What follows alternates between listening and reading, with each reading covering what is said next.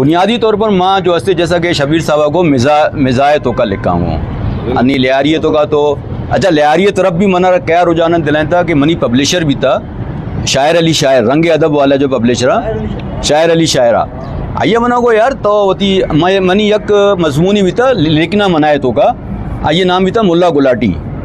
تو لیاری پس منظر میں آئیے تو کا بیان کو تھا تو یار تو لیاری جو پس منظر بڑا انٹرسٹنگ ہے تو چو کا لیاری کلچر بارے بلک مردوں سے بڑا شوق ہے سر وانا نہ کلچر تی جو ہستے وہ تو منا یہ مطلب حوصلہ افزائی کو تو میں پتہ یہ کتاب لکھ کے تو وہ یہ مضمون نام ہے محبوب آپ کے قدموں میں جی یہ قصہ ہے جب کا کہ آتش جواں تھا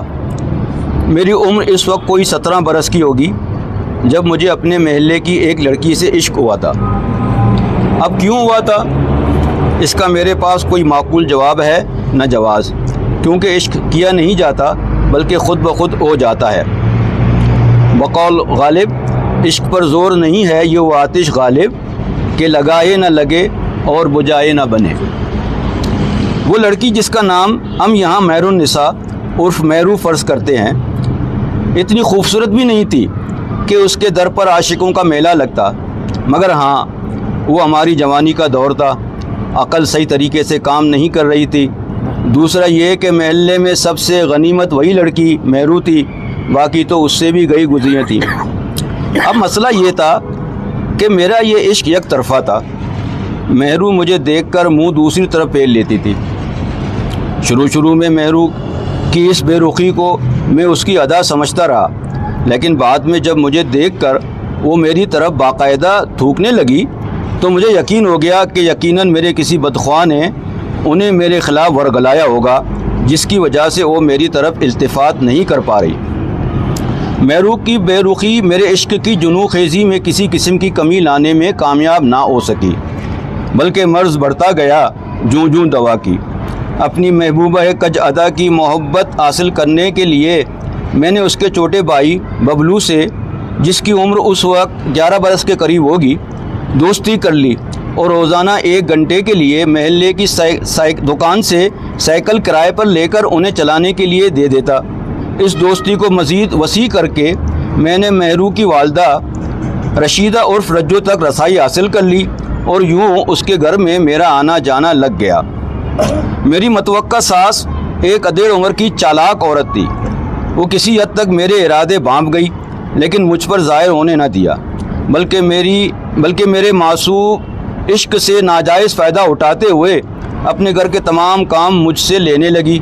سبزی ترکاری خریدنا بکری کے لیے گھاس لانا جو میں قریبی ندی سے کاٹ کر لاتا تھا دکان سے دودھ دہی لانا مہرو کے ابا کے کپڑوں کی استری اور گھر کی صفائی کرنا میرے فرائض عاشقانہ میں شامل تھے غرض کے اس ظالم عورت نے مجھے اپنا بے دام غلام بنا لیا تھا جبکہ محلے میں مشہور کیا تھا کہ میں اس کا منہ بولا بیٹا ہوں دوسری طرف سنگ دل محبوبہ تھی کہ اتنا کام کرنے کے باوجود اس کو مجھ پر ترس نہیں آ رہا تھا اور تھوکنے کا عمل اب بھی شد و مت کے ساتھ بالکل اسی طرح جاری تھا جیسا کہ کراچی میں کھدائی کا کام جاری رہتا ہے ایک دن میں اپنی ہونے والی ظالم ساس کے لیے تندور سے روٹیاں خرید کر لا رہا تھا کہ میری نظر اس اخبار پر پڑی جس پہ روٹیاں لپٹی ہوئی تھیں ویسے مجھے اخبار پڑھنے کا شوق نہیں تھا بلکہ یہ کہنا زیادہ بہتر ہوگا کہ سرے سے پڑھنے کا ہی شوق نہیں تھا لیکن جس چیز نے اخبار کی طرف میری توجہ مبذول کرائی وہ تھا ایک اشتہار محبوب آپ کے قدموں میں جو ایک عامل بابا نے چھپوایا تھا بابا کا دعویٰ تھا کہ صرف ایک تعویذ کے اثر سے سنگ دل محبوبہ بھی آپ کے تلوے چاٹنے پر مجبور ہو جائے گی میں نے فوراً نان بائی سے ایک اور اخبار لے کر روٹیاں اس میں لپیٹ دیں اور اشتہار والے اخبار کو جیب میں رکھ لیا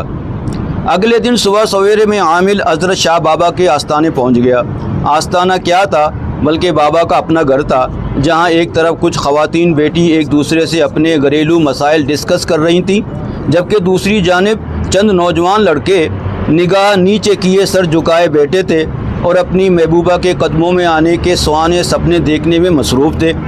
میں بھی جا کر ایک لڑکے کے پیچھے سر جھکا کر بیٹھ گیا اور تصور میں اپنی محبوبہ نارسا کے بارے میں کھلی آنکھوں سے خواب دیکھنے لگا۔ تقریباً 2 گھنٹے بعد میری باری آئی۔ بابا نے مجھ سے مہرو کی تمام تفصیلات لے کر مجھے ایک تعویذ دی، جس کے بدلے مجھ سے 500 روپے وصول کیے اور 1 مہینے بعد آنے کا کہا۔ مہرو کے گھر جا کر میں نے بابا کے ہدایت کے عین مطابق تعویذ کو اس کے پلنگ کے ایک پائے کے ساتھ باندھ دیا۔ تعویذ کا اثر 1 ہفتے بعد ہی سامنے آ گیا، جب میری محبوبہ محلے کے قصاب کے لونڈے کے ساتھ بھاگ گئی۔ تعویذ کا الٹا اثر دیکھ کر مجھے بہت غصہ آیا اور اگلے دن دوبارہ بابا کے آستانے پہنچا، مگر وہاں جا کر پتہ چلا کہ آستانہ 2 دن سے بند ہے۔